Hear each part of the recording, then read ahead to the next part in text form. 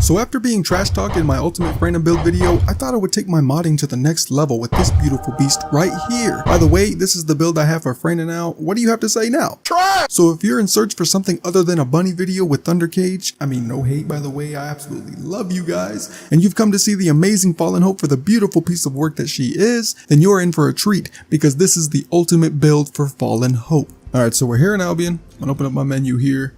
We're going to take a look at the weapon itself. It has firearm attack 12.2%, toxic attack 1440, weak point damage increase, and firearm critical hit rate.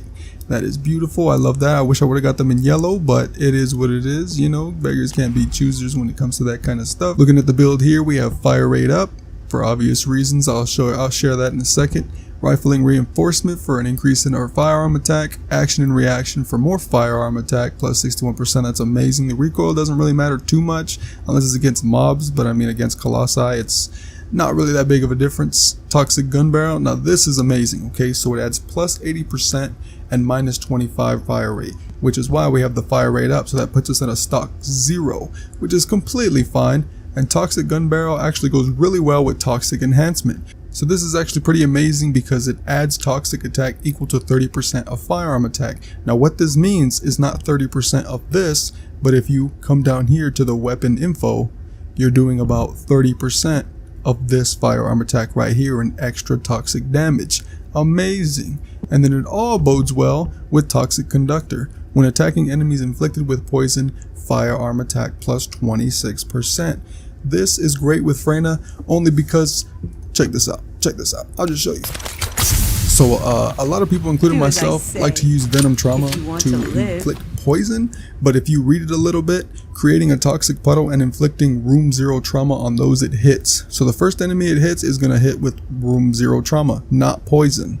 And then after that first initial enemy is hit, it inflicts continuous damage and inflicts poison to nearby enemies. So not the main guy that's going to take the poison damage, but the people around him, which is why they say you should aim this at a small mob, and then he's going to inflict the poison to the boss, and that's when you start shooting the boss because you're just going to get more damage output that way. But if you want continuous guaranteed, what you're going to want is her third ability, Putrid Venom. This inflicts poison and venom soaked, which is exactly what we want because poison on all enemies means more damage on all enemies. This is absolutely beautiful combination. Coming back to the weapon over here, we're going to see I also have better insight for firearm critical hit rate plus 39%, and then better concentration for plus 74.8% of critical hit damage. Now these numbers over here, as I learned, aren't really too reliable. Going back to the weapon info, and this is where it's really going to show you what's going on. So firearm critical hit rate 16.68%, which is pretty good, man. I'm seeing a lot of crits when I shoot bullets, and then sometimes I really don't see any. But I mean, you really just got to take a guessing game, but your damage is going to be pretty fair.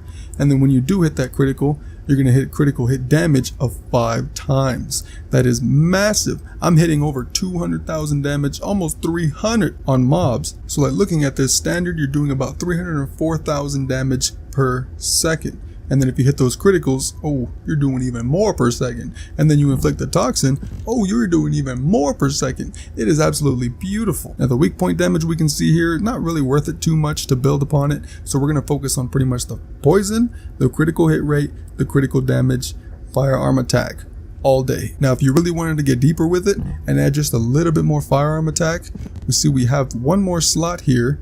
But if we get this weapon back to level 40, it'll go to 80. Which will give you 4, and then you add another catalyst to, let's say, here, and that'll do it to 6, and that should give you about 10 space of free room. Okay, this next clip I'm going to show you guys is me against the Executioner at level 100. Of course, he's a hard mode boss this time. I learned my first time. You guys do not care for the normal mode bosses at all, and I get that. You know, you want a nice build, you want to face a tough enemy, and you want to see what it's really capable of. Make changes as you want to, suggest other changes in the comments, and just test out different things, but definitely stick with that toxic element because this is Freyna's gun, and I mean, come on now, let's do that. This also took a significantly long time to go ahead and grind and build and capacity and all this stuff, so if you guys could drop a like on the video and subscribe if you're new for more of the first Descendant content, I'd really appreciate that, man. That means so much to me. And if you look down in the comments, I have a pinned comment of showing the link to join my Discord. Come join up, come say hi, I appreciate it. You know, that'd be really cool. Enjoy the gameplay, guys, and remember to be safe because the world without you